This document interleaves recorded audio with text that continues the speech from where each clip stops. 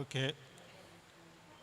The founder of this great university, Dr. Abdulrahim Oladimeji OFR, the Vice Chancellor, Professor Noah Yusuf, and other principal officers, the First Lady of Kwara State, ably represented, distinguished Senator Lola Achi, ably represented, our traditional rulers, revered traditional rulers that are here, all other protocols do you observe. Greetings from the Director General, NISA. She apologizes profusely for not being present in person, but she sends her love and wishes us a fruitful conference. Let me also appreciate some of the people that have supported, that have been excellent hosts to me since I came. Dr. Yusuf, Chairman LOC, Mr. Adeyemi of the Department of Economics. I appreciate your kindness. This is like a homecoming for me personally. Having graduated from the University of Ilorin, Department of Economics, in the mid-80s. And you can imagine having not been here since then. But it's so great to be around. I was at this university for the first time yesterday afternoon, and I must say I was so impressed by what I saw. Let me say well done to the founder, to the VC and his team, and other people that are making this to happen. I encourage you to keep up the good work. Let me, in the short time that I have to speak, I've actually prepared a 6-pager in single space, but I will resist the temptation to read directly from there.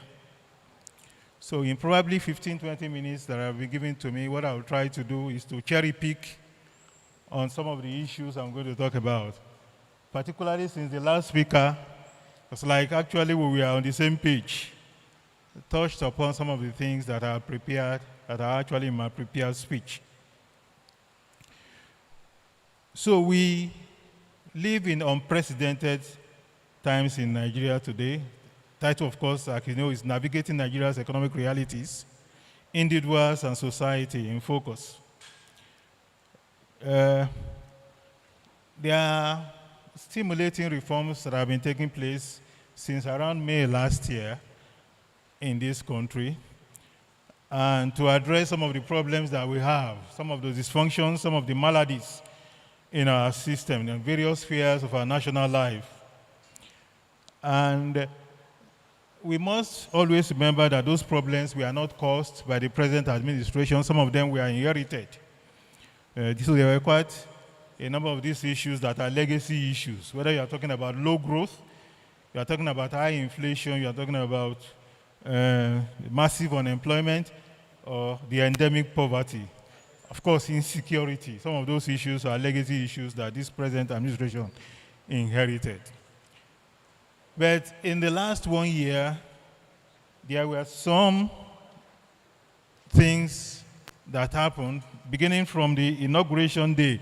That famous statement that says that subsidy is gone. So those are like that in particular. And then the second thing that followed maybe about 2 or 3 weeks later, which is the unification of the exchange rate. Those are the triggers for some of the profound things that have happened in this economy in the past 1 year. When subsidies were removed, it meant that the pump price changed almost 200%, from an average of 696, from an average of about 286 to 696, depending on what part of the country you are. So, but we know how important subsidy is. We know how important its effect in terms of transportation, which is the lifeblood of the economy when it comes to moving people, moving goods. when it comes to our daily life, our daily expenditure, the prices of foodstuffs, and so on. So all of those things have skyrocketed, some by 200% in the last 1 year, causing hardship, deepening poverty, and diminishing the quality of life of the people. If you go to the market now, ask about the model of Gary, the price it was then and the price is now, then you can relate with what I'm talking about. The exchange rate, the fact that we import practically everything in this country, is a highly dollarized economy and, again, import dependent. So when the exchange rate moved from around 430 or the official market to 750 in one fuel swoop, and at some point the parallel market rate went to about 1,915 by 21st February this year, before recovering, rolling back to, I think it's about 1,500 and something now. So the implication of that for inflation is something that we're able to relate about. So individuals have been impacted, society has been impacted, firms and businesses have also been impacted. A number of them are struggling now. And indeed, even multinationals, many of them, at least a couple of them, have exited the country, notably Procter & Gamble, Smartlook, Speakline, and at the last time we checked, PC Cousins are on the way out. So when he talks about economic reality, one issue that will resonate clearly with us is inflation. It's something that is part of our daily life. And that has moved from an average of 28.9% last year to 33.69% in April. There is also clearly an endemic unemployment problem as we speak.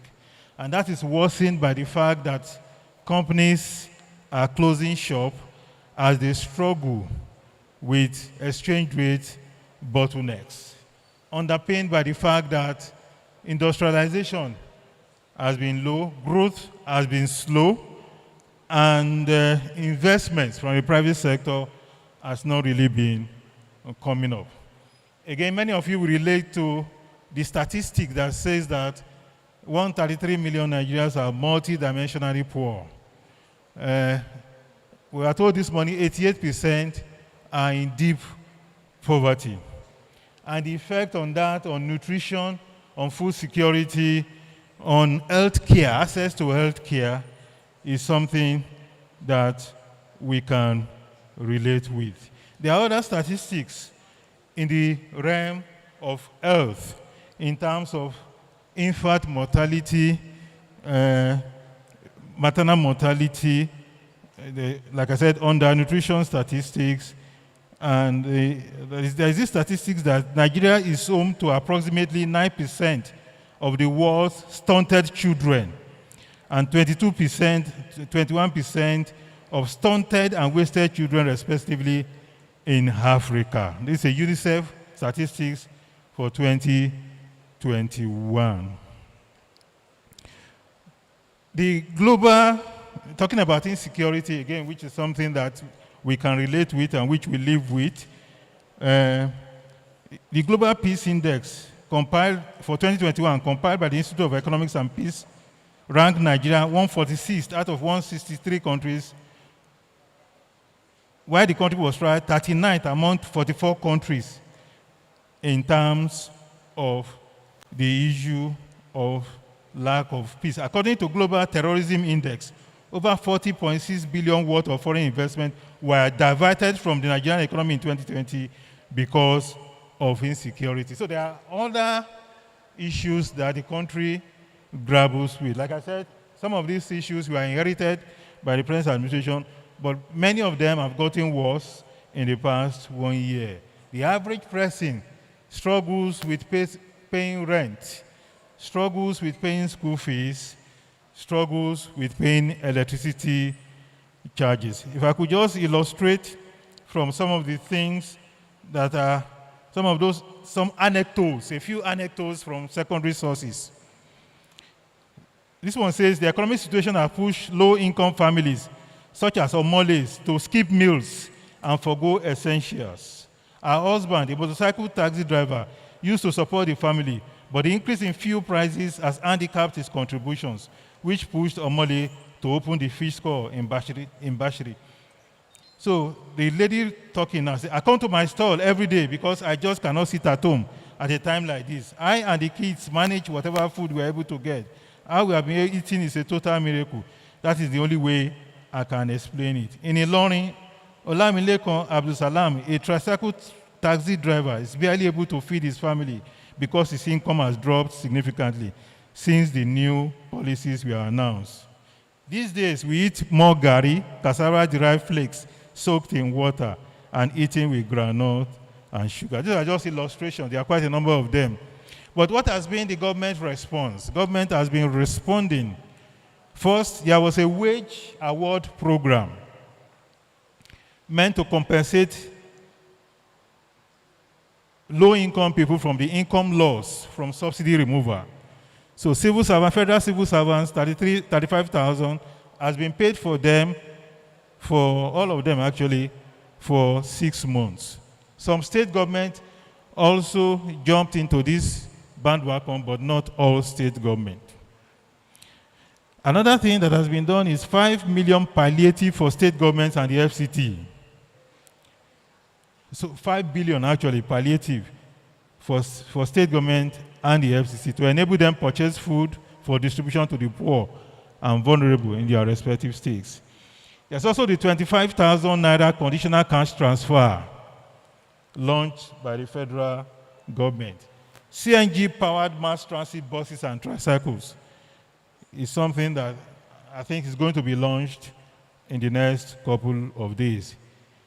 There are other ones that are still crystallizing, such as the student loan bill, the consumer credit scheme, the social security payment to graduates, which many of these are still in their preliminary stages of work. So as I close, let me just touch on some of the things we can do as individuals and as a society to cope with the hard times. For individuals, we all have to become finance ministers in our homes. We have to draw up solid budgets, manage our expenses more effectively and more efficiently. No frivolous expenses, no ostentatious living if you can't afford it. So we should prioritize essential needs. We should save for emergencies. And we should also explore opportunities for additional income streams, or entrepreneurial ventures. Another thing we can do is to enhance our skills. And this is particularly useful not only for the young people in our midst, but also for adults like you and I. So we should learn new skills to augment the ones that we have. And that includes vocational training in areas where there is high demand in the market. So some of the skills that are in high demand now will include those in the tech space, such as data analysis, data science, cybersecurity, cloud computing, software development, project management. So the third thing is that we should prioritize our education. The fact that times are hard, it's tough to pay school fees, does not mean that we should jettison our educational pursuits. So continuous learning will help us improve our employability and enhance our long-term career prospects. Of course, we can always do that through online courses, which is an opportunity that we have now, which we didn't have many years back. and also through part-time studies. Savings and investments. Some people will say the thing is not even enough. Where do I even get the savings from? We diversify our assets, stocks, bonds, real estate, to build wealth, not only for today, but also in future, and also to hedge against inflation.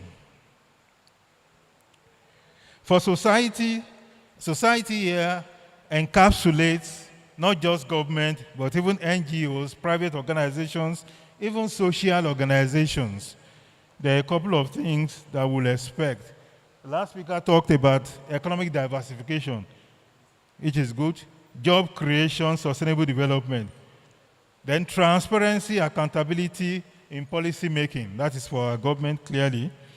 And to remove systemic challenges effectively.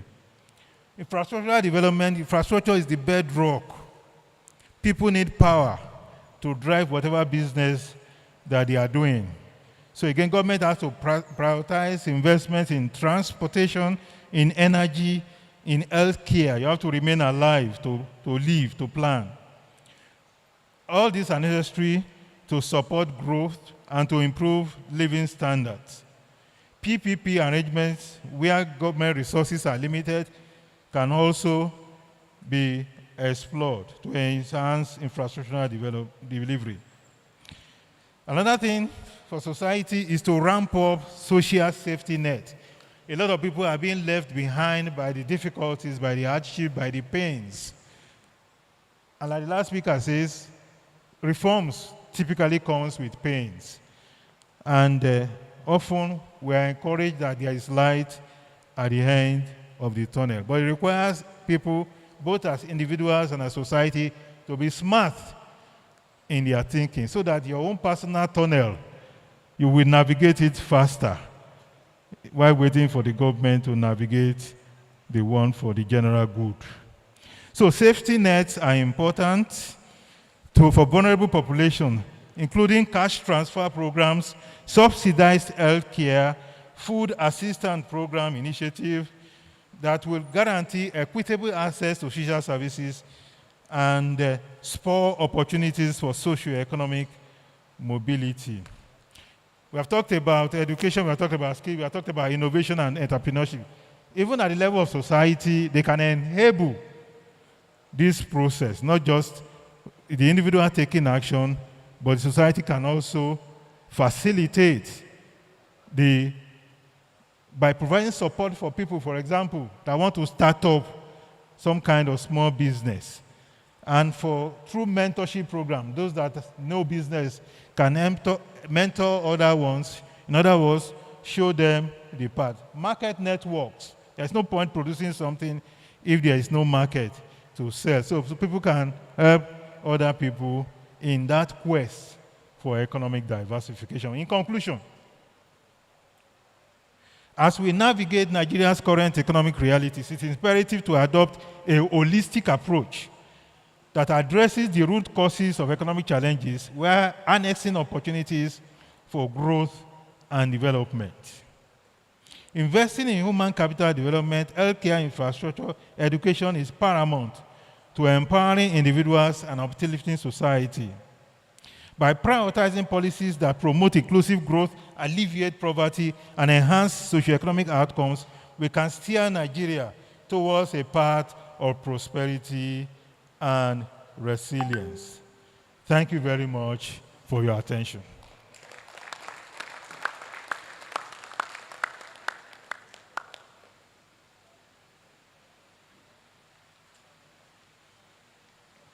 Please, another round of applause for our lead paper presenter. Distinguished ladies and gentlemen, I deliberately saved the best for the last, and that is the address by the chairman of today's occasion. Of course, the tradition is to have the chairman open the floor of discussion, but I want to believe that our chairman sitting here and listening to all the speakers would also have gathered more information with which he may wish to address us at this gathering. Please join me to welcome, with a round of applause, the chairman of the occasion, Right Honorable Saliu Yakubu Danladi, Speaker of the Kwara State House of Assembly, ably represented by Honorable Sheun Oguniyi, Chairman, House Committee on Energy, representing Ojomo Balogun constituency, Offa. Thank you very much, sir.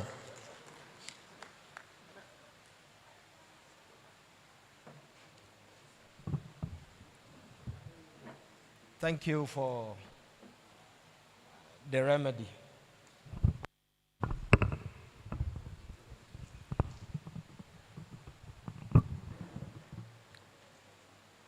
Assalamu alaikum wa rahmatullahi wa barakatuh.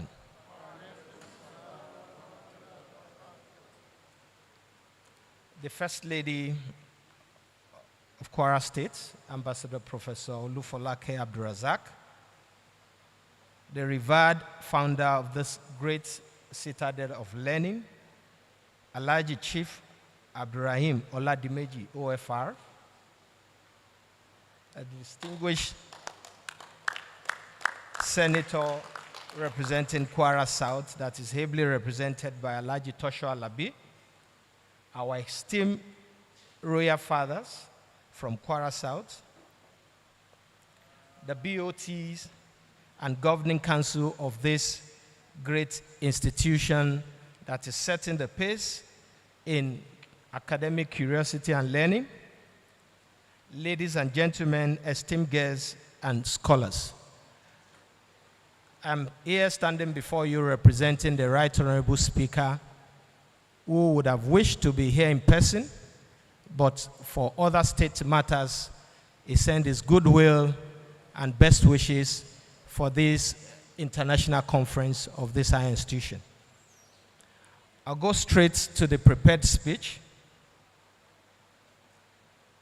I welcome you all to this academic conference, Team Navigating Nigeria Economic Reality, Individual and Society in Focus.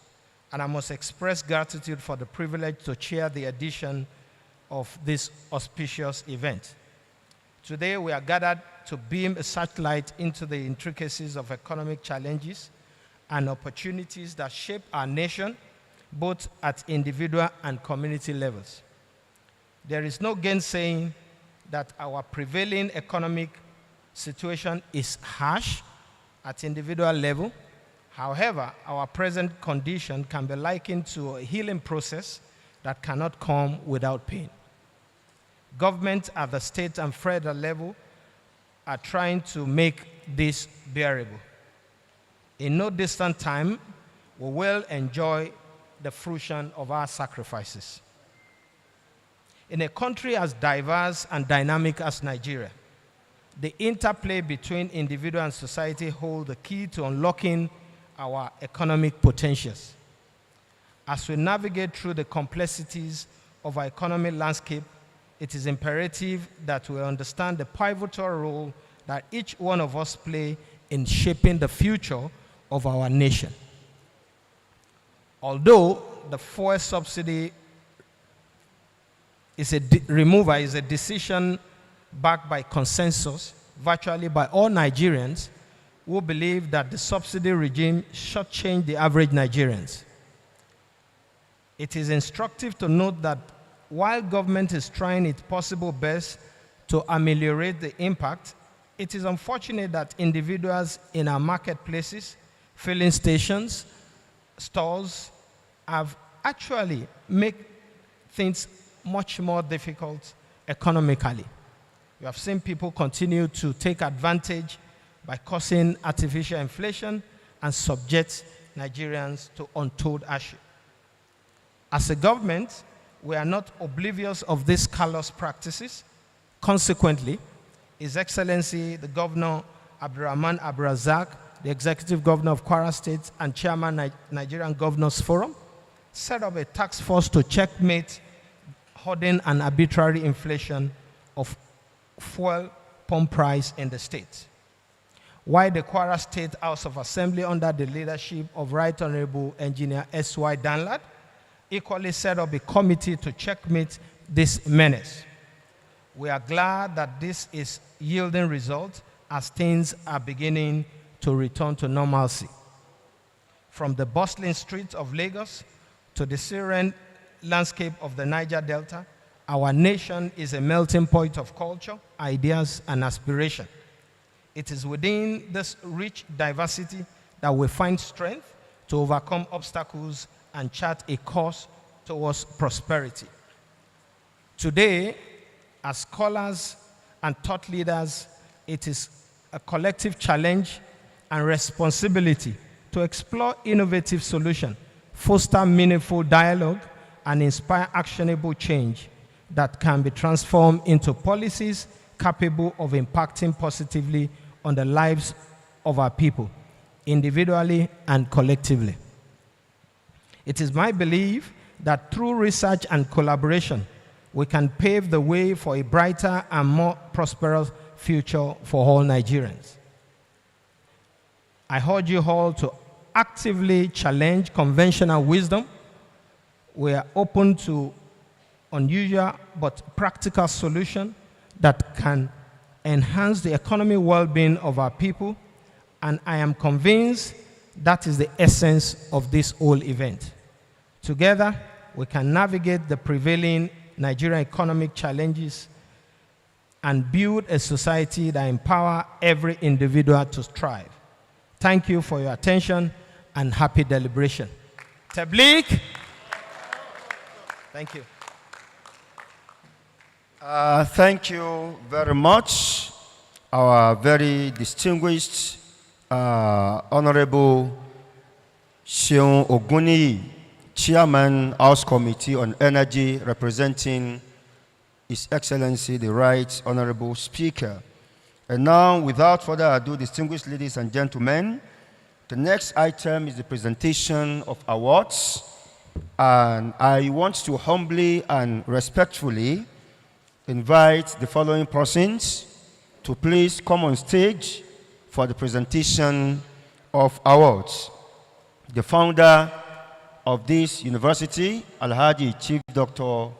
Abdurrahim Oladimeji OFR, I want to respectfully ask you to please come on stage and to be accompanied by the Vice Chancellor, Professor Noah Yusuf, Deputy Vice Chancellor, Professor Akashoro, the Registrar, Dr. Oladimeji the Bossa, Mr. Omani, and the Librarian, Alhaji Alao. Please, should all come on stage to present the awards to the following persons who have distinguished themselves in the areas of leadership and philanthropy. The first person to be presented with an award this morning is distinguished Senator Lola Ashiru, who will be decorated with the Award of Excellence in Leadership. And I want the Dean of the Faculty of Management Sciences, who is the host, to please come forward and give the award to Baba and the Vice Chancellor to present to our father, representing Senator Lola Ashir, Alhaji Yunus Alabi Tosho, on behalf of the Senator.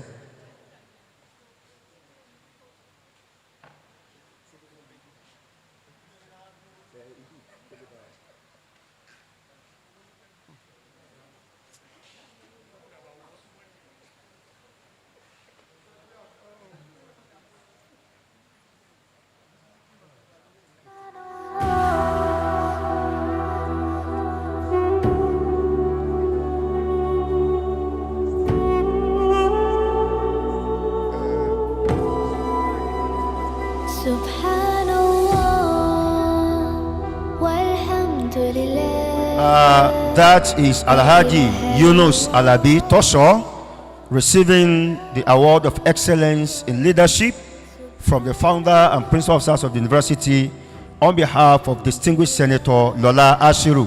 Allahu Akbar. Allahu Akbar. The next to receive the Award of Excellence also in Leadership is the Speaker of the Kwara State House of Assembly, Right Honorable Engineer Yakubu Danladi, ably represented by the member representing Ojomu Balogun Constituency of Honorable Seun Oguniyi, Chairman, House Committee on Energy.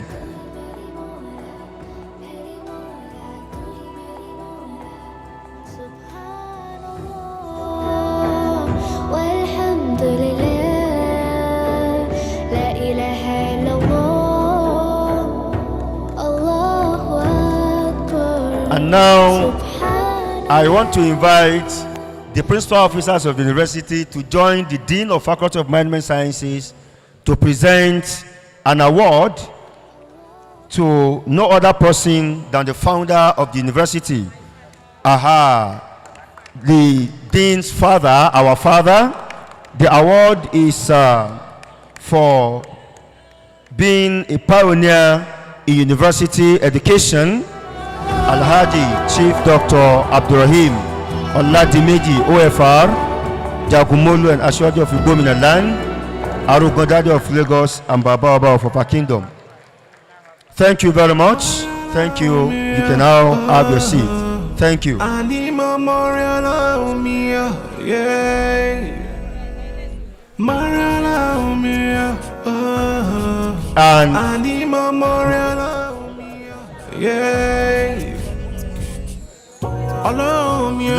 Let me invite the registrar to please give us the vote of thanks, after which we'll all go for after which we'll all have a group picture outside this moot court, and then we'll move to the site of the Faculty of Management Sciences building.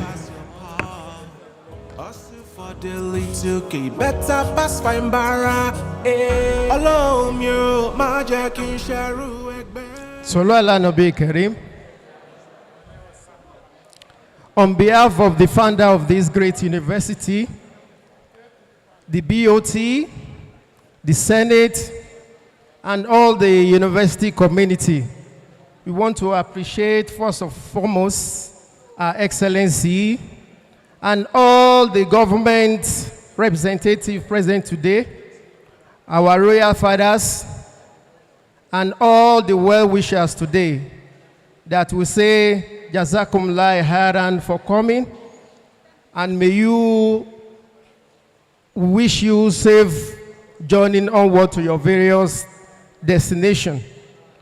I have a bit of announcement to make for the both staff and students of this great university. There is an event coming up, inshallah, on Thursday, a creative organization organized by the United Nations, UNDP, and MasterCard Foundation on full scholarship of creative ideas by students, which is called Young Africa Innovative. You can Google it. It is an initiative to recognize creative idea for all the young fellows. The speaker, they have been encouraging our students to be very creative. You don't have to finish maybe what you're studying before you can know the path you want to take in life. There is a full sponsorship of creative ideas, fully sponsored, starting from creative idea, incubation of your idea, and they will fund your innovation once they find your innovation very successful and scalable. So please come to the registrar's office to make inquiry about this initiative. It is very, very important. You have to keep on. Long life learning is very, very important. And I want to just admonish our students that I cannot say maybe I'm a little bit disappointed in their behavior today because they've not been very active today. I don't know why. I don't know why. They will be mentioning dignitary's name, mentioning our royal father's name, without very actively clapping and sharing the people that they've spent out of their time to be with us today. I have to be very frank. I don't have anything to hide. If people are doing good, we mention it. If it's still not good enough, we have to mention it, because we are trying to give you what it takes to be successful in the future. So please, henceforth, if we are doing any program, it doesn't make anything out of you to clap. Share the people that they've come to this institution, and a little bit of encouragement, so that next time they will say, oh wow, this is a very good institution, and it is our image, even to encourage people coming here, that we have very good students and we have very respectable students. So please, henceforth, make sure that any occasion you come, or maybe they ask you to come to participate in anything, to be very active. It is not, I can't say it's too early, because everybody wake up for Fajr prayer. This is almost noon now. So please, henceforth, make sure you keep on actively participating in all events. Once again, I thank you everybody. For students and staff with creative idea, please come to Registrar's office to find out more about this program. It is fully funded. I won't mention the amount of money in euro that it is funded, but you can come and find out more. It is part of what we are trying to encourage our students, that creative idea, be entrepreneurial, and find idea. You don't have to look for any blue collar, white collar job. You can be self-employed once you finish your education. Thank you so much. Jazakumullah khairan. Thank you, sir. I've been told that our distinguished awardees may wish to make a statement of appreciation for the award given to them, both in kind and probably also in cash. Thank you. Thank you. Against affirming the already established protocol, I would not stand on the protocol, because we've been standing forever, and perhaps the protocol will have fallen by now. On behalf of the Right Honorable Speaker, Right Honorable Engineer Saliu Yakub Danlad, the Speaker of the 10th Assembly, Kwara State House of Assembly, I warmly receive the award that is given, and I can confirm that it will be a spur to continue to support this institution. Right Honorable Speaker is a friend of Al-Hikmah University, and you can be rest assured that we will continue to give our support as it is required from time to time. With regards to the donation, I would not announce anything here, but rather would be getting back to you. Thank you very much. Thank you very much, sir. I used to appreciate those who like to give us something huge from behind the camera, even though I also appreciate those who announce. Maybe Baba is going to make an announcement. Thank you, sir. أعوذ بالله من الشيطان الرجيم بسم الله الرحمن الرحيم.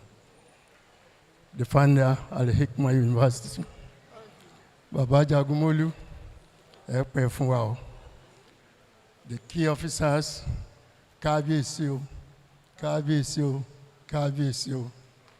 on behalf of my principal, distinguished Senator Yisa Lola Ashiru, we bring you very sincere, profound compliments. And he appreciates what Baba has been doing all along.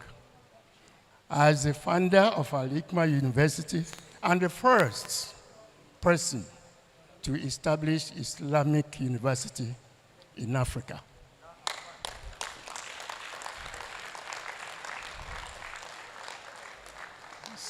Senator Distinguished Lola Ashiru mandated me and emphatically told me that wherever I may be, I must grace this occasion to show his commitment to furthering education, along with Baba's objective, not only in Kwara, in Nigeria as a whole, and as a key figure in the Senate, he will always do his best to ensure that he assists in all projects as this. And to inform you, on his own, on personal basis, he has been establishing vocational centers all over the 7 local government areas that he superintends.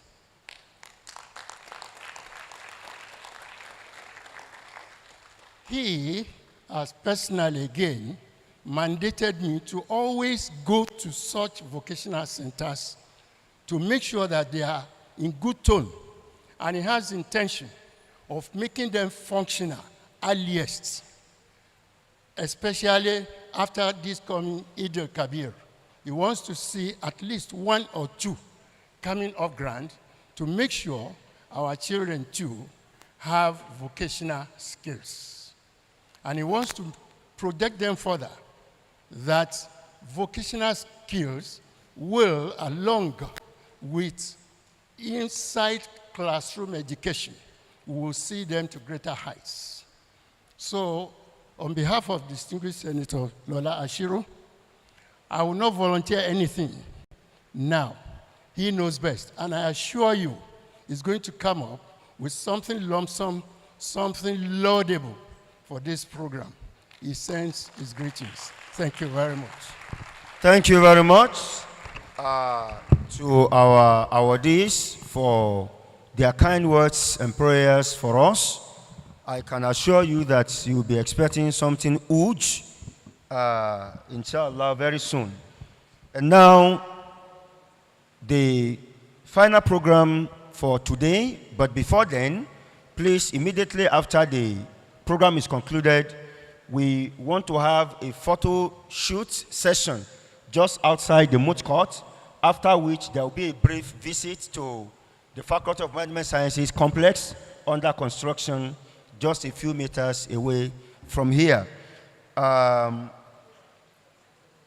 behalf of the Dean of Faculty of Management Sciences, the host of this international conference, I want to extend our appreciation to everyone, especially our royal fathers, who out of their busy schedules have taken time not only to join us today, but to also sit with us throughout this program. We appreciate you for coming. We pray for God's continued support and protection for you and your subjects. Thank you very much. Jazakumullahu khairan. And also to our lead speaker, also the First Lady of Kwara State, ably represented, the Speaker of the House of Assembly, the distinguished Senator, all ably represented at today's program. We also thank the Principal Officers of the University, and most importantly, the founder of this great university, Baba Oladimeji. May Allah continue to strengthen you, protect you, and grant you more success. And to everyone, staff and students, who have been part of this success, we pray that God will continue to be your strength and your guide. And now I want to invite to give us the closing prayer, Dean, Faculty of Humanities and Social Sciences, Professor L.F. Oladimeji. أعوذ بالله من الشيطان الرجيم.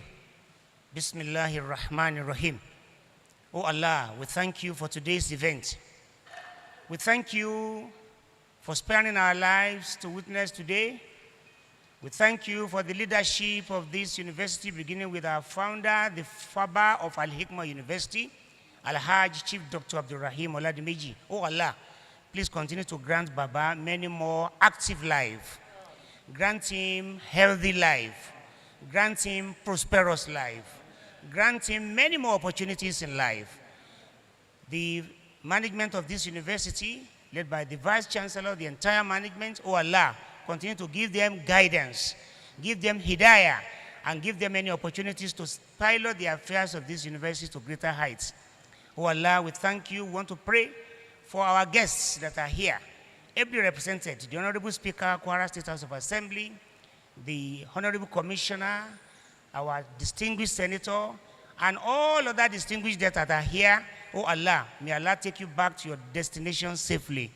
We pray for our royal fathers who are here, that Almighty Allah will continue to grant you many more years of peaceful reign in your domain. May Allah take you back to your destination safely. We remember all the participants who are from various universities for the purpose of this conference. Oh Allah, please let this conference be a successful one and take you back to your various universities and institutions safely.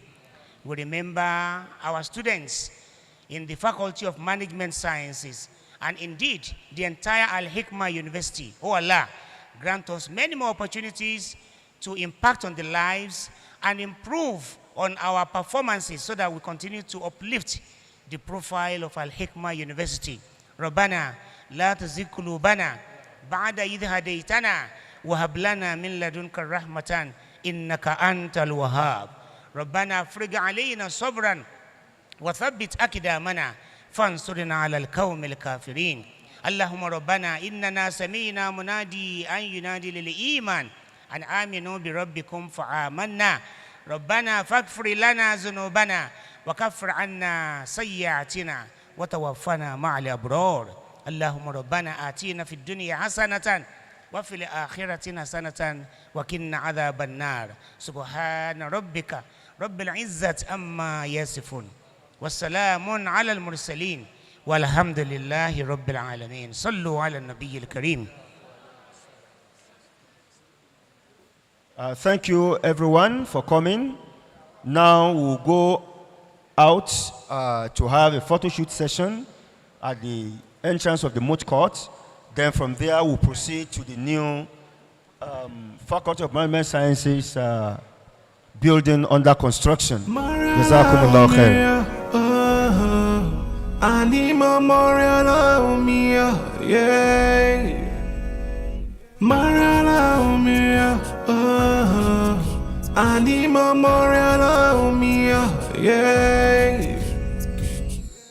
Allow me, allow me, allow me, allow me.